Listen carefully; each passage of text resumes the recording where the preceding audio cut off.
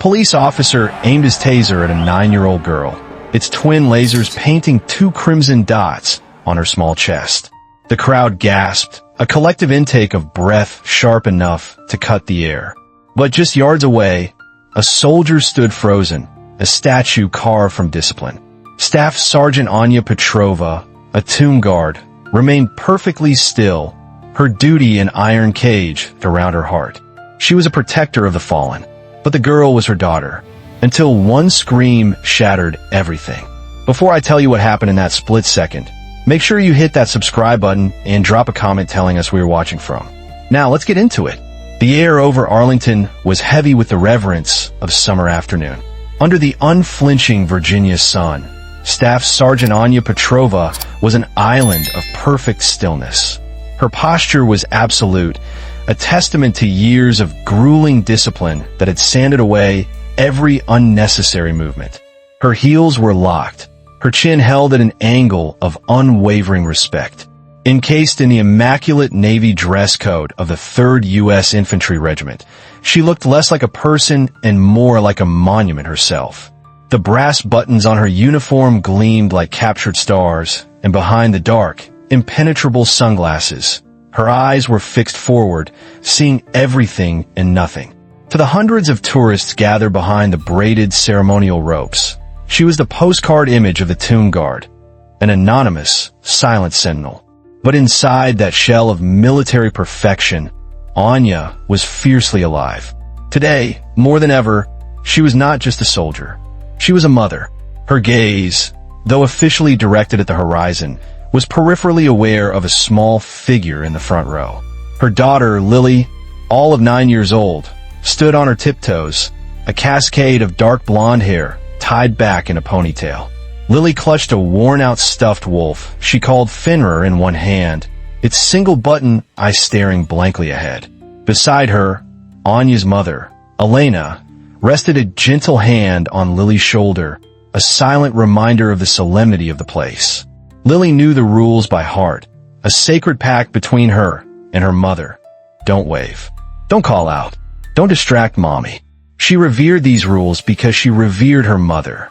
This silent, powerful woman was her hero, a guardian of something vast and important. Anya's senses, honed by countless hours on the mat, were preternaturally sharp.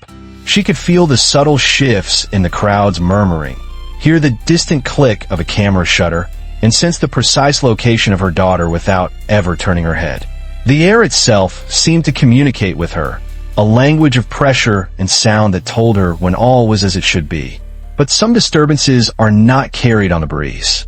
30 yards away, weaving through the respectful crowd with a thunderous scowl, Officer Daniel Briggs was a storm looking for a place to break. Briggs was a man built of resentment and compacted rage. 20 years on the force had turned him into a walking bulwark of authority, his jaw perpetually set like drying concrete. He was having a bad day. A dressing down from his lieutenant over yet another excessive force complaint, an angry call from his ex-wife about money, and now this. Babysitting a crowd of tourists at a place he felt they didn't deserve to be. He saw their cameras and whispers not as respect, but as a frivolous spectacle. He craved control, the simple, undeniable authority of putting someone in their place. Today, he was determined to find someone. As if summoned by his anger, the wind picked up, a sudden gust that rattled the stanchions and sent the braided ropes sagging for a brief, fatal moment. Lily, in her eagerness to get a better view of her mother's stoic profile, took a single, innocent step forward. It was barely half a foot, a child's unconscious movement, her small sneaker landing just over the invisible line of demarcation. She didn't even realize it, but Briggs did, his eyes, sweeping the crowd for any infraction, locked onto the small girl. Hey! His voice was not a request. It was a weapon, a sharp, ugly crack that sliced through the hushed atmosphere. The word detonated in the quiet plaza. Conversations died. Heads snapped in his direction. A palpable tension rippled through the crowd as parents instinctively gathered their children closer. Lily froze, her eyes widening in startled fear, her hand clutching the rope like a lifeline. She looked like a fawn caught in the blinding glare of headlights. Her grandmother, Elena, immediately bent down, her voice a low, soothing murmur. "It's all right, sweet girl. Just a moment." Elena straightened up, facing the advancing officer with a placating smile. "I'm so sorry, officer," she said, her voice calm but firm. She didn't mean any harm. She's just a child, and she's back behind the line now. But Briggs wasn't interested in apologies or explanations. Today, he was interested in enforcement. "You think this is a playground?" He barked, his heavy boots slamming against the marble with each aggressive step, closing the distance between them. "That line is there for a reason. It's a security perimeter. You cross it, you're a threat." Elena's expression shifted from apologetic to protective. She subtly moved to stand more fully in front of Lily. "With all due respect, officer, she is a 9-year-old girl. There is no threat here. Please, lower your voice." Her plea was like fuel on his fire. The challenge to his authority, however polite, was unacceptable. Briggs's hand drifted down, resting deliberately on the bright yellow handle of the taser holstered on his belt. His thumb casually flicked the safety cap. "Ma'am, I'll use my voice however I see fit. You need to control your kid." At her post, Anya heard it all. The sharp, angry voice of the man. The gentle, pleading tone of her mother. A child's frightened gasp. She didn't move. She couldn't. The protocol was absolute, branded into her very soul. Tomb guards do not engage. They do not react. But beneath the starched perfection of her uniform, a volcano was stirring. Her heart hammered against her ribs, a frantic, trapped bird. Something is wrong. Lily, every disciplined muscle in her body, screamed to turn, to run, to intervene. But the rules were a physical restraint, more binding than any chains. Never leave the post, no matter what. Yet a deeper, more primal law was pushing back, a thought louder than any regulation. If he touches her, Anya's jaw tightened beneath her chin strap. Behind the sunglasses, her eyes remained locked forward, but her entire being was now focused on the unfolding drama. The world became a hyper-focused tableau of impending disaster. "Step back now." Briggs's command was a roar. The last vestiges of tourist chatter vanished. Cell phones began to rise, their small red recording lights blinking on one by one, an audience of digital eyes ready to capture the tragedy. Elena raised her hands, palms open. "Please, she's just a little girl." She didn't understand. Ignorance is not an excuse, Briggs retorted, and then he raised the taser. Across the plaza, Anya saw it. A flicker of movement, a flash of yellow plastic against a dark blue uniform. Her eyes, which were supposed to be vacant, found them. Her mother, standing as a human shield. And behind her, tiny and trembling, was Lily. Briggs's arm was extended, the weapon aimed directly at her child. The world dissolved into a narrow tunnel. The hum of the crowd became a dull roar in her ears. Time seemed to warp, stretching and slowing. She saw the light glinting off Briggs's badge, the sun catching the stray blonde hairs on Lily's head, the almost imperceptible sway of the rope in the wind. And the taser. No, not her. Not my Lily. Her training screamed at her. A chorus of commands drilled into her for years. Remain at post. Protect the tomb. Do not react. But a different voice, the ancient and ferocious voice of a mother, rose to drown it out. That is your daughter. Then Briggs squeezed the trigger. The sharp pop of compressed nitrogen was followed by the terrifying, high-pitched crackle of 50,000 volts igniting the air. Lily screamed. It was not a child's cry of simple fear. It was a sound of pure, piercing agony, a shriek so small and tormented it felt like a shard of glass lodging directly in Anya's heart. The twin probes struck home. Lily's tiny body convulsed violently, her arms flying upwards as if yanked by invisible strings. Then, her legs gave out, and she collapsed onto the hard marble, her stuffed wolf falling beside her. For one silent, horrifying heartbeat, the entire plaza held its breath. Then, the silence shattered into a million pieces of chaos. "Oh my God! He shot her," someone yelled. "Call 911, screamed another. A wave of motion rippled through the crowd as parents grabbed their children, pulling them back from the scene. Phones, which had been recording, now filmed with a frantic intensity, dozens of lenses capturing the unthinkable. Elena dropped to her knees, gathering Lily into her arms, her face a mask of disbelief and horror as she sobbed her granddaughter's name. And in Anya's chest, something snapped. It was a clean, definitive break, like a rifle's safety being switched off. Her body moved before her mind could issue the command. Her right boot came forward, the heel striking the marble with a sound like a gavel of judgment. Crack! The crowd gasped as one. Tomb guards do not move. It was the one, inviolable constant. But in that instant, Anya Petrova was no longer a tomb guard. She was a mother. Her second step was faster, heavier. The rifle in her hands was no longer ceremonial. It was an extension of her will. Behind the dark lenses, her jaw was locked so tight a muscle spasmed in her cheek. Every fiber of her being was coiled, a predator's focus replacing a soldier's discipline. Briggs spun around at the sound, his face a mixture of shock and indignation. "What the hell are you doing?" he bellowed, instinctively raising the taser again. "Halt! You stay right there." Anya's voice, when it came, was unnervingly calm. It was low, controlled, and carried a chilling authority that seemed to drop the temperature of the air around them. "Drop the weapon." It was not a suggestion. Briggs gave a short, humorless laugh, a transparent attempt to regain control.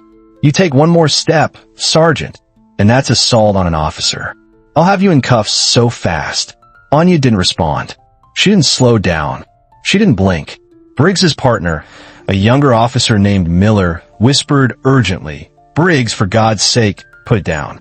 It was a kid, but Briggs was fixated on the advancing figure in dress blues, the sunglasses hiding her eyes, but failing to conceal the terrifying intent radiating from her. For a split second, his knuckles whitened on the taser's grip. He still believed he was in charge, but a primal fear began to flicker in his gut. Another step. She was 4 feet away. Briggs aimed the taser at her chest. "I said stand down." Anya repeated her command, the words even softer this time, yet heavier, each one landing with the weight of a lead slug. "Drop the weapon." Briggs hesitated, and in that single, fatal moment of indecision, everything changed. Because from the ground, Lily let out a soft, broken whimper. Anya heard it. That was the final thread. Her left hand shot off her rifle, moving with a speed that defied belief. It snapped forward and clamped onto the front of Briggs's stab-proof vest. The motion was so fluid, so economical. The crowd barely registered it until Briggs's feet suddenly left the ground. The big, bulky cop was dangling 6 inches in the air, held aloft by one arm, staring into the reflection of his own terrified face in Anya's sunglasses. "You tossed my daughter," Anya said. Her voice was a low, steady rumble, the kind of quiet that is infinitely more terrifying than a shout. "You get one chance to walk away from this breathing." The plaza fell into a dead, ringing silence. No one moved. No one breathed. Officer Briggs, a man who outweighed Anya by at least 50 pounds, dangled helplessly, his boots scraping uselessly against the marble. Anya held him effortlessly, the disciplined strength of a soldier now fueled by the boundless fury of a mother. Gasps rippled through the onlookers. Phones tilted higher. A veteran in the crowd was heard muttering, "I know that look. That's not a soldier anymore." Anya leaned in, her voice a deadly whisper meant only for him, but audible to those nearby. "She is 9 years old," she said, each word precise and cold. "You crossed a line you will never, ever come back from." Briggs struggled, his face flushing a deep, mottled red. "Put me down," he rasped, the taser hanging limply from his fingers. "You're finished. Assaulting a federal officer. You're done for." "No," Anya replied quietly, her tone like ice. "I'm just getting started. Sergeant Petrova." A sharp, commanding voice cut through the tension like a blade. 6 military police officers were moving through the crowd, their boots slapping the marble in unison. Leading them was Captain Eva Rostova, A woman whose severe bun and surgically precise gaze broadcast an aura of absolute command. She didn't hesitate. "Petrova, stand down." Now, Anya's jaw tightened, but she turned her head just enough to acknowledge the captain, never loosening her grip. "He tossed my daughter, ma'am," she said, her voice steady but thick with rage. "She's on the ground." Rostova's gaze snapped instantly to where Elena was cradling Lily. Two medics from the crowd had already reached them, checking Lily's vitals. The little girl stirred, a faint whimper escaping her lips that made Elena choke back a sob of relief. Rostova's expression hardened into granite. She turned back to Briggs. "Officer Briggs, drop your weapon." Briggs, still dangling, wheezed, "She assaulted me. This woman is out of control." That's when Officer Miller, Briggs's partner, stepped forward, his face pale but resolute. "Captain, with all due respect, sir," he tossed a 9-year-old girl. She barely crossed the rope. "I told him to stand down." There was no warning. The crowd's murmurs swelled into shouts of anger. "Arrest him. He shot a little kid." Rostova raised a hand, and the noise subsided. Her voice was iron. "Corporal, take Officer Briggs into custody. Charges are assault on a minor and excessive use of force." Briggs's eyes went wide with disbelief. "You can't do this. I was enforcing security protocol." Rostova's stare could have frozen fire. "Your protocol ended the moment you put 50,000 volts into a child." The corporal stepped forward and snapped handcuffs on Briggs's wrists. Anya finally released him, letting him stumble back into the MP's grasp. As he was led away, the crowd erupted, not in cheers, but in a wave of sustained, cathartic applause. Anya knelt by Lily, her movements now careful, tender. She set her rifle aside, her gloved hands trembling slightly as she cupped her daughter's face. "Lilybug," she whispered, her voice finally breaking. "Mommy's here." Lily's eyes fluttered open. "Mommy," she whispered, her voice faint. "It hurts." "I know, sweetheart. I know. I've got you," Anya murmured, stroking her hair. Captain Rostova crouched beside her. "There will be an inquiry, Sergeant," she said softly. "You know that. Leaving your post." Anya nodded, her eyes never leaving Lily's face. "I understand, ma'am." Rostova watched her for a moment. "For what it's worth," she added, her voice even lower, "any mother who wouldn't have done the same thing doesn't deserve the uniform." Anya looked up, meeting the captain's gaze. There was no apology in her eyes, only an unshakable certainty. "I'd do it again," she said. Rostova gave a single, sharp nod. "I know. This story is about more than a broken rule. It's a testament to the fact that true honor isn't found in blind obedience, but in the courage to protect what is truly sacred. It reminds us that behind every uniform, every title, and every oath, there is a human heart. And sometimes, that heart must beat louder than any command, reminding us what we are truly fighting for. Have you ever witnessed a moment where someone had to choose between their duty and their conscience? What would you have done if you were in Anya's position, bound by an unbreakable oath? Do you think there are some rules that are meant to be broken when a human life is on the line? It's a choice that defines who we are, a line we all might have to face one day. If this story reminded you that a parent's love is the ultimate duty, hit that like button and subscribe for more stories about impossible choices. Share this with someone who understands that courage means protecting the innocent, no matter the cost. We read every single comment, so let us know your thoughts. More stories about everyday heroes and the moments that define them are waiting on your screen. Click on one of those next to see another impossible choice unfold. We'll see you tomorrow with a story that challenges the very definition of justice.